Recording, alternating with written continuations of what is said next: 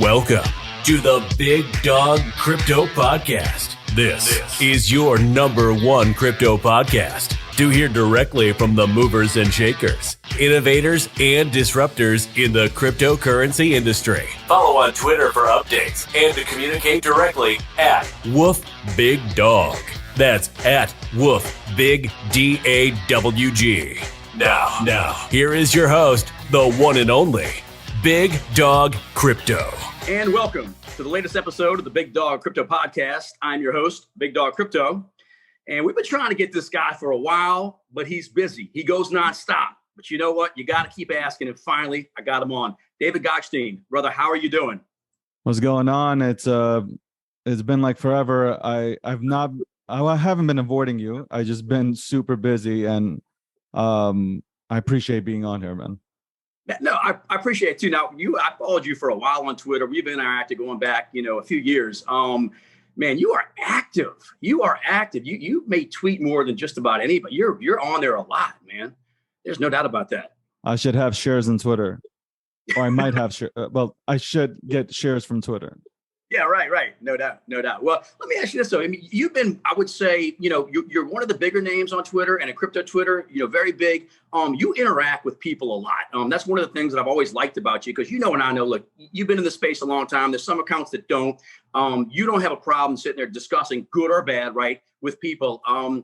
When you check Twitter and when you go in there and stuff, let me ask you this: what are the main things you look for? And I'm going to bring this because I want to know kind of how you got into the space and how you look at the space now. But when you go on Twitter and stuff and you're looking at stuff, what's the main thing you look at with it?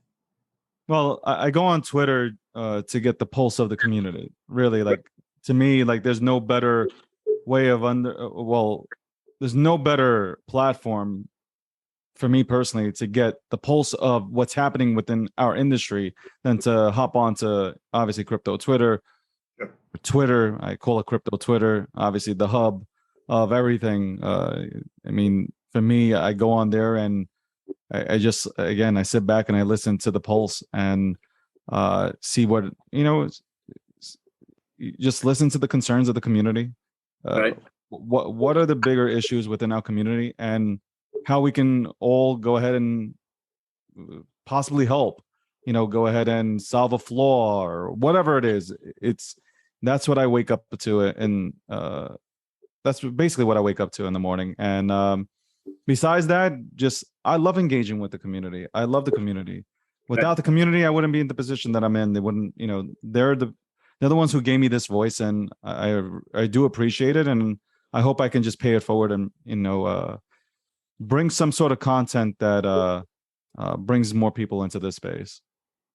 Well, speaking of content, so you have a media company in crypto. How did you decide to start that? I came in. I'm a veteran, but man, I'm thinking. I was about to go, and I was like, I'm thinking, man, I'm old now.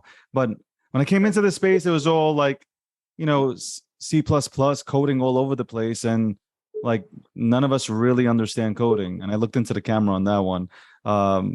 You come in, you don't know the coding languages, and it sucks. And you're trying to learn, and it's hard. So it was in 2017, it was always on my mind. But in 2017, I was just it's time to, we don't have a lot of coverage from mainstream media. We don't have a lot of coverage within our space in general. And if we do have coverage, we're not really calling it down the middle and allowing somebody to form their own opinion. So I was like, I'm going to come out with my own media platform. And everybody laughed. Nobody believed in it. Listen, we couldn't even put together a name, honestly. It took 2 to 3 weeks to finally call it Gokhshtein Media. But that was really not my intent. I didn't want to name it after myself. It's just that after hours of getting these generic names, I was just like, you know what, let's roll with it. Somebody had an idea. They said, let's go with your name. I said, let's do it. And then we'll figure it out later. And then now nobody wants to change it. So I guess that's a good thing because we've achieved a lot in the from 2017 till now. I really do believe we've achieved a lot within this space, and we're continuing to grow. And we're continuing to talk to potential partners to go ahead and just spread the crypto gospel globally, not just in the United States, but globally. Oh, speaking of doing that, I mean, one of the things I'm sure you noticed, you've been in the space a while, you're seeing more mainstream media talk about crypto, right? Bring it up because, you remember if you go back to when you got in, you didn't hear as much, right? And when they did, it was like a fringe thing and this, tulips, beanie babies. Now on the evening news, on major networks, it's basically talked about as a legitimate asset class. So you've watched everything kind of change. What would you say has been the biggest catalyst that the mainstream media, so to say, has kind of brought it into like the mainstream? You know what I'm saying? Like it's because you've seen, right? Like, what do you think is the catalyst for that?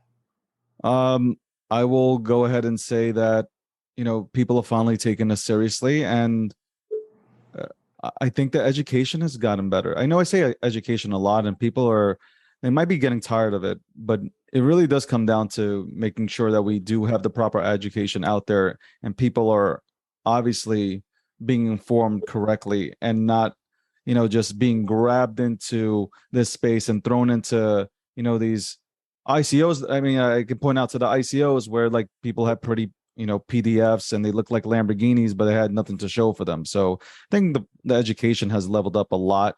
A lot more people are digging in and researching and taking their time before going into stuff, and they're educating others, and others are educating others. It's the whole snowball effect, and it's great to see. Look, take an example for Coinbase. They have those videos where you get to watch watch and learn about crypto, and you get rewarded for it. Gokhshtein Media, I hate plugging us, but just because I just hate doing it, but we do have informational material on our website that people can go on, and it's all free. People can go ahead and download the booklet and just learn about crypto, learn about Bitcoin, and what the purpose of it is, and why we believe so dearly in it.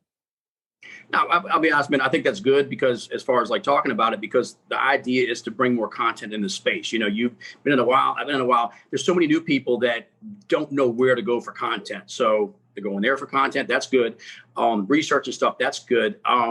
Bringing though back to when you originally got in, what year did you get in? And what was the first time you heard about crypto or Bitcoin? Do you remember like what you were doing or where you were? I was being harassed by my friend who said that this is game changer, and I thought he was I thought he honestly I thought he was high. I really thought he was smoking something that he shouldn't have been smoking. And I was like, get away! Like, okay, I get blockchain, fine, it does work.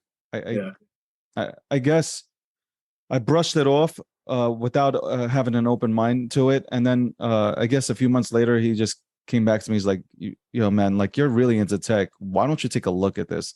Look at this. This is like revolutionary. And I looked, and that's it. I got stuck, and browsed all the forums before Twitter. Right. Well, Twitter. I mean, Twitter was around, but it was more so the forums that I was browsing. And then, I finally opened my mouth up on Twitter, and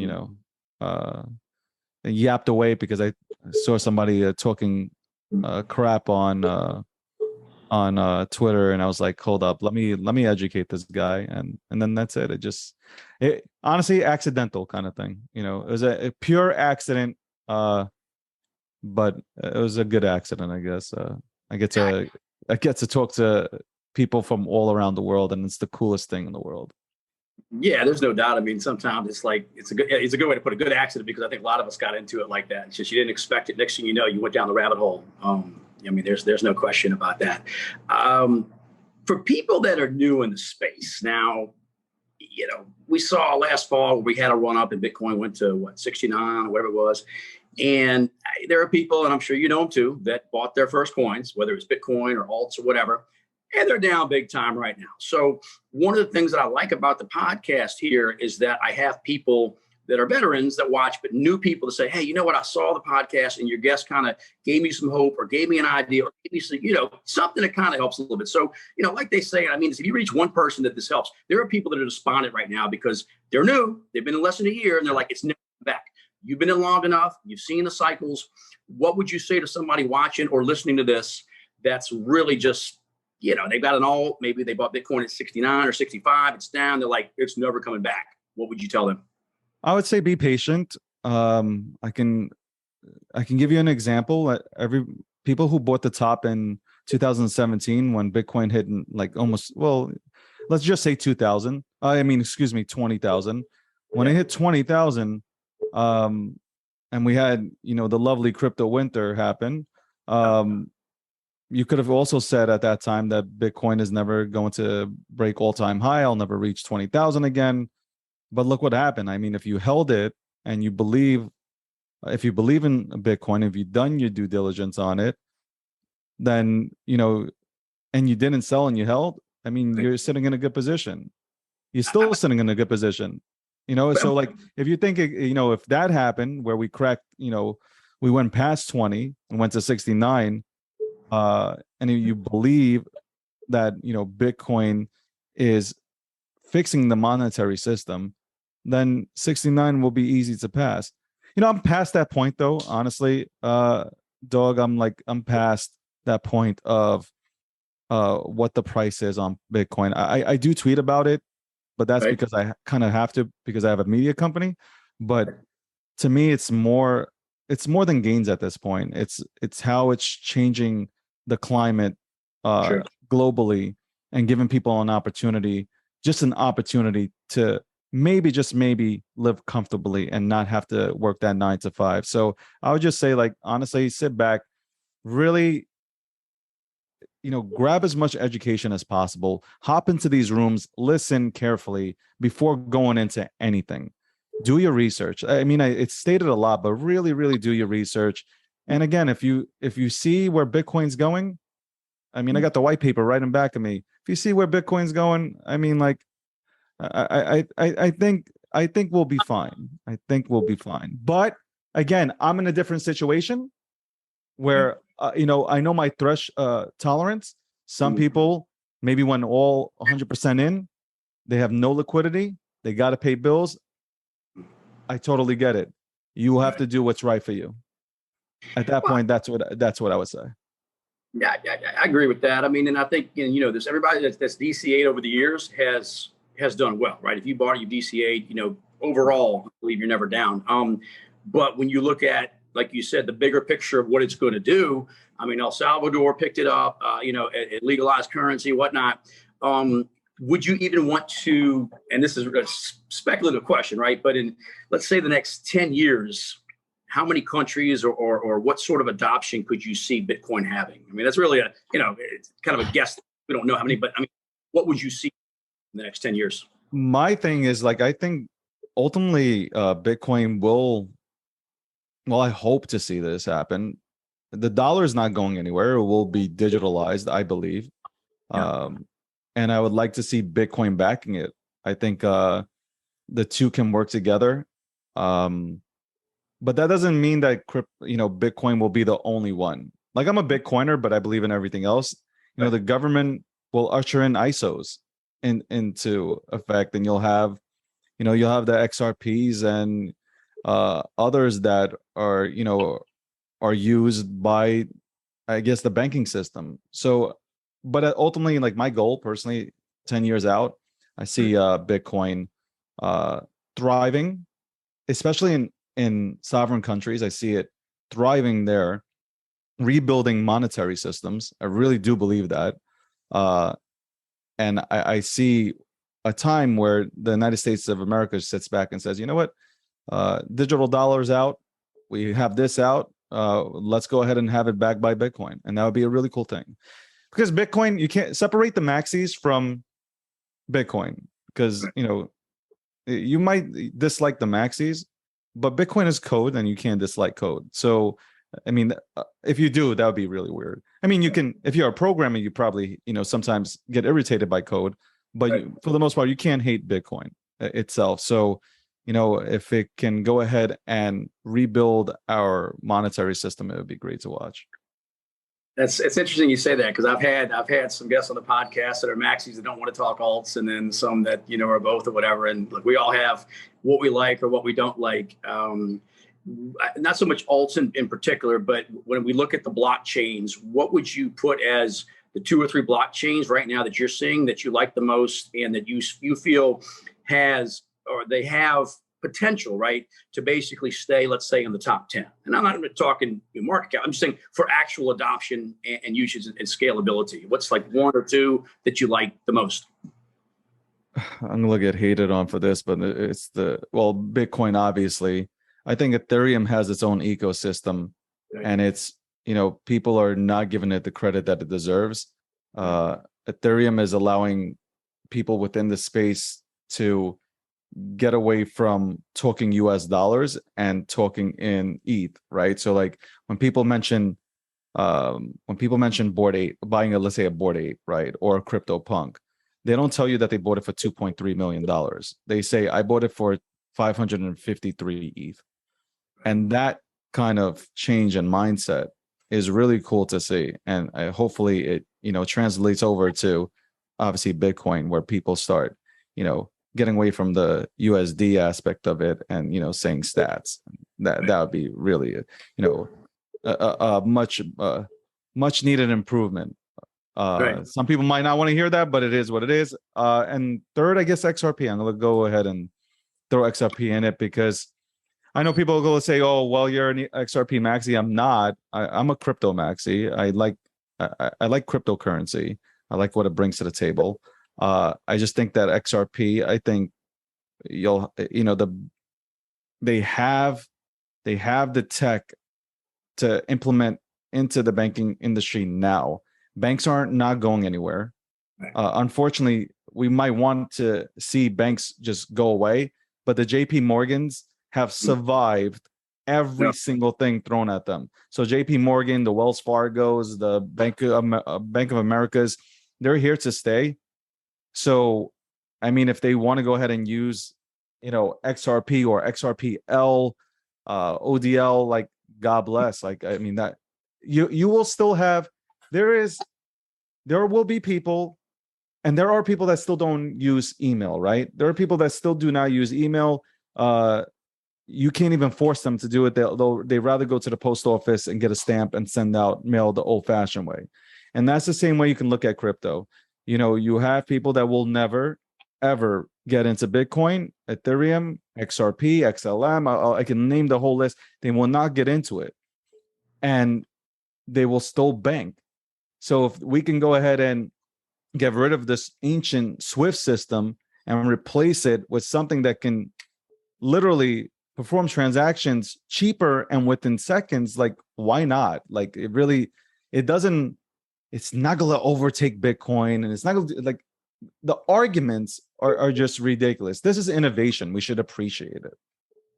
I laugh when you said that because you started saying, when I asked you the blockchain, we were talking about, well, of course you like Bitcoin, but we're talking, Ethereum, is obviously, one of the biggest, like that.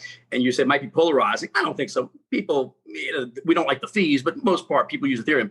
But then you brought up XRP, and I'm laughing because, dude, you've been in the space a while. Is there any sort of coin that polarize? I mean, you have XRP fans and people that, some reason, like, just get upset when you mention XRP. And you've seen that in the comments. I mean, it's XRP has got to be, because it has a lot of XRP fans. You look at it by market cap and what it does. But I mean, it's like there's few coins that set people on fire, right? One way or the other. Like, oh my gosh, I hate it. I love it. It's like, and that was the one I think that's polarizing. I think, you know what I mean? XRP is like you say XRP, and there's no middle ground with it. You're either going to get people that are like, hey, like, come over here, like, let me crack open a beer for you, or you're gonna have somebody throw, like, I don't know, and take out a bow and arrow and start shooting you. Yeah, I mean, like, pitchforks coming, straight at you, and it's. I mean, number one, I don't know. When I came into this space, it was never like this. It was never toxic. I mean, you could talk about these things. This is not a sporting event, man. We're not wearing jerseys. I mean, you might like something and you feel strongly about it and passionate about it. That's great. But, we can have these conversations. I think the XRP community, number one, they're a hell of a fucking community. I'm sorry for cursing, but they are hella strong. You guys know I got a potty mouth. I'm holding it. I try to hold it in, man. I don't want to demonetize anybody, but yeah, I mean, like, XRP has a hell of an army, and they've been, like, they have not gone away with this SEC, case that has been thrown against Ripple for the $1.3 billion apparently sold in unregistered securities. That's alleged, but they're strong in their conviction. They believe that, XRP does have a use case. They believe that the products do work. I do believe that they work. And, I think a win for Ripple would be a hell of a thing for the entire space. Forget about, just Ripple. It's a ripple effect, pun intended, Right. where it just, it really gives clarity to the entire community and the innovators here that are trying to go ahead and build dope shit. But I agree with you on that, because whether you like XRP or you don't like it, fine, you're on your side.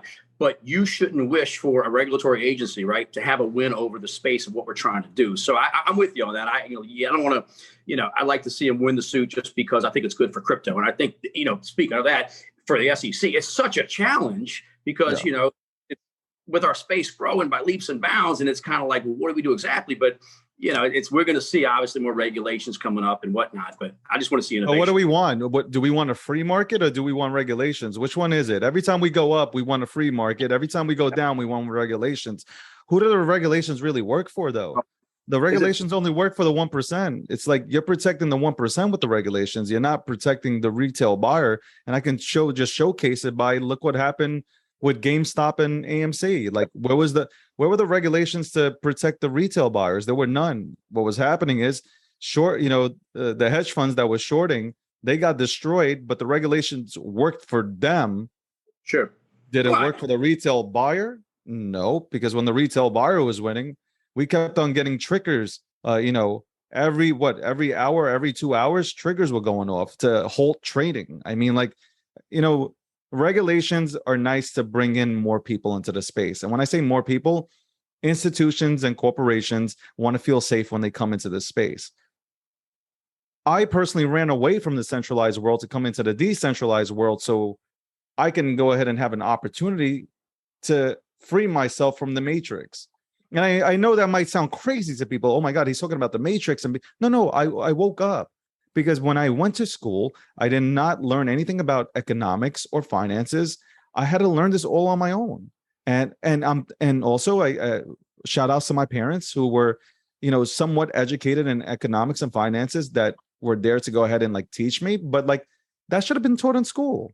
But they dumb it down for us, and they only teach us enough so we're able to go ahead and work for others, for the 1%. So when it comes to regulation, to turn it right back, and not to steer away.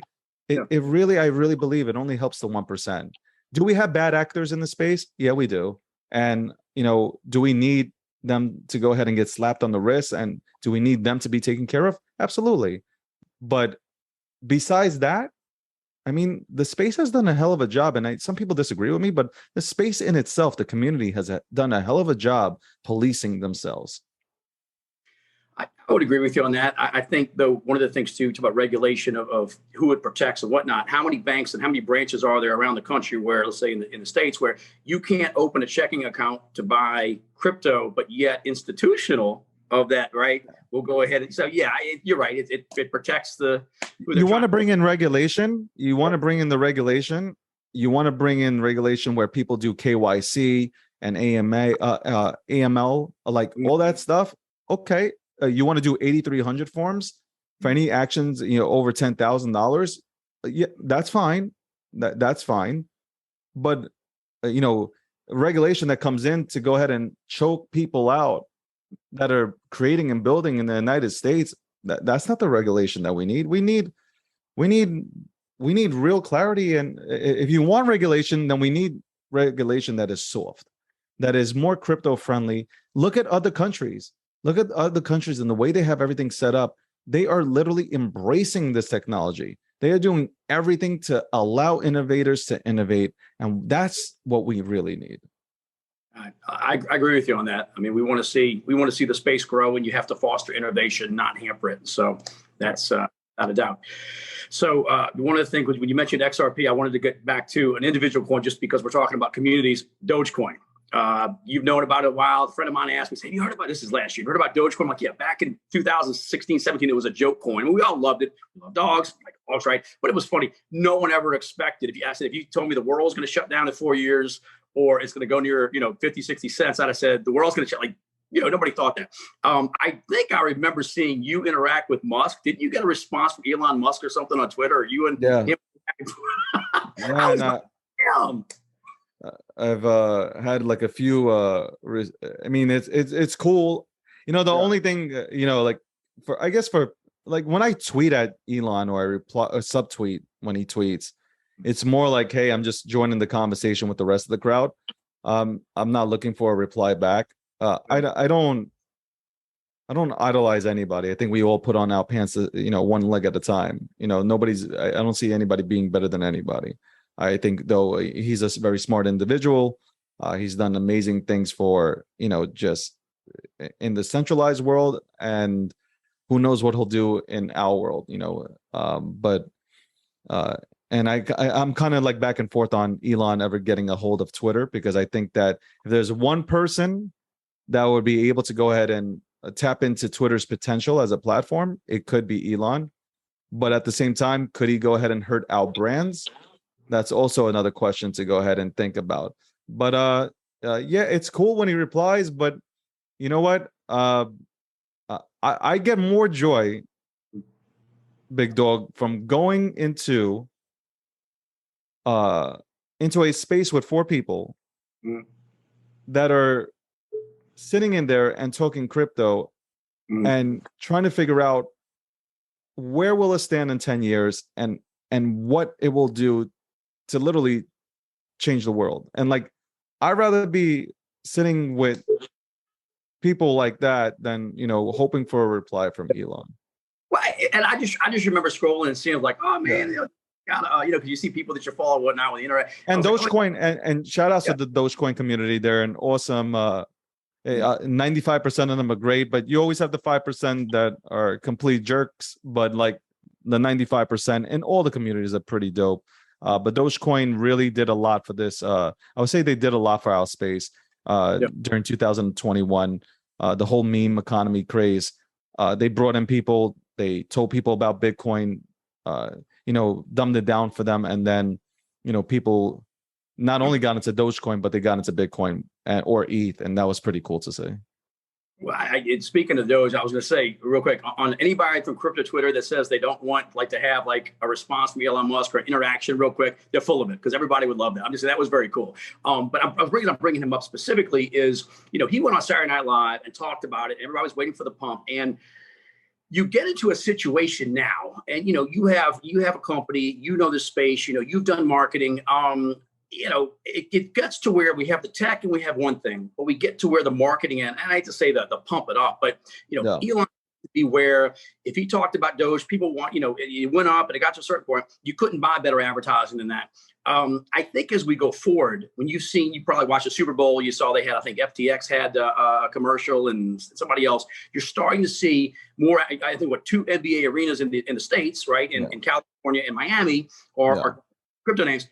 So we're in it, but then lobbying, which is another thing. I don't think crypto spends. I think I had read like 2 years ago they spent like $5 million or something total on lobbying. And so I'm bringing this up because as we grow, we're a 12-year-old asset class. It's going to sound like a weird thing. Do you think that crypto or projects should spend more on marketing? Is that? And I'm not talking about pumping stuff up. I'm saying, the crypto's become like a business, right? You're running a crypto, it is a business. And, you've got income, you've got expenses, you can have the best product in the world, but if nobody knows about it, right? That's why advertising, marketing matters. But do you feel like projects, and this is just a general question, I'm not aiming towards anyone. Do you feel like projects should budget in marketing almost like a regular company would, because there's some similarities, even though it's innovation? Yeah, I think so, because like every single project in this space is essentially a small business trying to create something. It's a tech. To me, it's tech. All these other projects are tech. They're not fighting Bitcoin. I personally don't believe there's a challenge to Bitcoin, and that's not me being cocky or anything. It's just like me being honest about it. Like right now, as we speak, there's no challenge to Bitcoin. You can say that you're the next Bitcoin. That's great, but it's going to take you 15 years to go ahead and prove that, I believe. So that's why, to me, no challenge to Bitcoin. But you have all these companies out here, which I can call them companies, in a decentralized world. And I think this is where a lot of people get confused in our space. If a company or a protocol decides to lay away a budget for marketing, it's a good thing. But they should get the right people to go ahead and come in, a firm to come in and build their brand image, like a brand image. That is marketing. Marketing is not the guy standing on the corner saying like, give me like 1 ETH and I'll go ahead and tell everybody to buy your project. Like, people get excited, and I see, like, I watch this, and I'm sure you do. Like, I watch this on a daily basis. If somebody were to get a certain influencer to influence their project, oh my God, we got this. That's it. It's mooning. We're going to the moon. No, you're not going anywhere. What's going to happen is within 24 hours, you probably will pump, but then afterwards, you're going straight down and crashing because you're bringing in people to become your exit liquidity. So at the end of the day, I think marketing is good. It's not a bad word. It only became a bad word in this space because people believe that marketing is done through influencers. No, you bring in a firm, they set a roadmap to go ahead and build your brand and send out the message. What is the message that you want to send out? Like if I'm XRP, hypothetically, or if I'm Ripple, excuse me, I am sending out a message that we can go ahead and get rid of an outdated system, which we know as Swift, and we can make transactions faster, and it's immediate, and you get that brand message across, and people now understand it. We need marketing firms need to understand. A lot of them are coming in from the centralized world into this world, and they don't understand that. They don't really understand marketing or branding. You need to dumb down what we're putting out there. Like, people don't understand. I just said, like, people don't understand code. They don't understand C++, Solidity. They don't know any of these languages. We need to make it like a pop-up book. This is a house, pops out. It makes it easier for people to get in. It's not because people are dumb. It's just that they don't get it. I didn't get it. You're not going to get it. Unless you're a coder, you don't get it at first, but then you slowly educate yourself and you get there. I mean, what you say makes total sense, because you could sit there and you could say, hey, Dawg, look, I sent this thing. Oh, I sent it to the wrong address. Oh, well, you had the wrong numbers, letters, right? Okay, we laugh about it.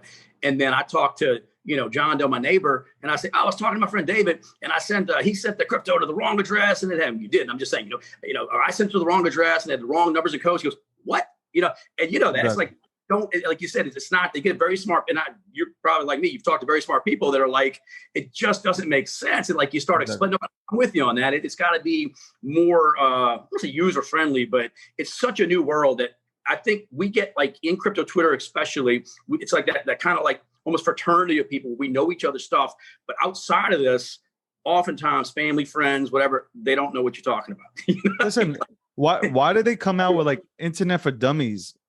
Like, it's almost like nobody remembers that. Like, when the internet came out, people were like confused on how to log into the internet. Right. And then like Barnes and Nobles was probably having a hit because they were selling, that book was like selling out and selling like hotcakes, Internet for Dummies. And you had people just like, okay, this is how you use the internet. This is how you use Internet Explorer. And this is like, it was dumbed down, and that's the same thing we have to do in this space. You dumb it down and allow people to understand it, and then once they're in, they start learning. Like they literally start getting a grasp of it, and that's what marketing firms should really be doing, along with obviously whatever the brand message is for that set protocol, explaining it in, I would say, in a kindergarten fashion. Yeah. I agree with you, and by doing that, you're going to bring more people in, and we want the masses to understand what we're doing, and But marketing, but firms don't, protocols don't want to spend money on marketing. Right. It's one of these things that they'll spend money, a bunch of money, on influencers. Right. And I hate that. I see it all the time. They'll spend so much money on influencers, thinking that it's cheaper, but when you add it up, it's costs you more money than if you were to go ahead and hire a firm that can literally do a better job by branding and developing your protocol and bringing a certain vision to the current community and industry. I gotta agree with you on that. Well, I know you're busy, so I don't want to take too much of your time, but a couple of personal questions. You're going out to eat. What kind of food do you like? Listen, I like pizza, man. I know that's like, wait, hold up, but like, it's either that or I'll take steak, or give me a good steak, or give me some. If I'm going out, I don't know. I'm in love with pizza, man. I love pizza. Like I can eat pizza 24/7. I don't do it now just because like. I don't know if you guys check me out when I'm like tweeting out that I'm working out, but like I take, this is a religion. Yeah, you've been boxing. Like I was watching you boxing and stuff, and you've been hitting hard and stuff. Like what's up with that? Just I'm boxing, but I box for cardio. It's more so cardio than actually going out and trying to be a UFC fighter or something. We got Ode Osborne on the G Sports roster that can do the UFC fighting. Shout outs to him and his victory, 1 in 1 minute in the first round. Shout outs to my boy. But I take personal fitness seriously. I think people should get out of their chairs. I think they should unplug and go outside for a bit and breathe some fresh air. It's a good thing. And then you're actually more energized when you come back to the computer to go ahead and focus on the things that really do matter. Completely agree, and I think people need to remember that more. The problem is so many people get stuck looking at the screen, right? Looking at the charts and whatnot, and you got to get out there. Absolutely. Yeah. Well, brother, I appreciate it. Your website. People want to go to your website. What is it? You can follow me on Twitter at David Gokhshtein, if you can spell it. Gokhsteinmedia.com. All the latest news in crypto and Web3. And on Instagram, same thing. All of them have all the same, and Twitter. Like I'm about to be a hit on Twitter. So no, I'm kidding. But I mean, no, I meant TikTok, not Twitter. But you were like under 100, man. You're growing. Yeah. So like, TikTok's my next thing. No, but I'm not messing around. And on YouTube, again, Gokhshtein Media. And I really appreciate you. I appreciate the entire community. Just to even come on these podcasts are really cool to go ahead and just, shoot the banter and, talk about our space and, just dumbing it down for those that are interested in getting it in. Man, look, I appreciate it. I've been trying to get you on for a while. I consider you a friend for a while in this space, interacted for a while. It's an honor. Thank you. Thank you so much. I appreciate it. All right. This is the latest episode of the Big Dog Crypto Podcast. Thanks for listening. Thanks for watching. You've been listening to the Big Dog Crypto Podcast. Follow on Twitter at WoofBigDog. Woof, big DAWG. And run faster than the competition. Woof, woof.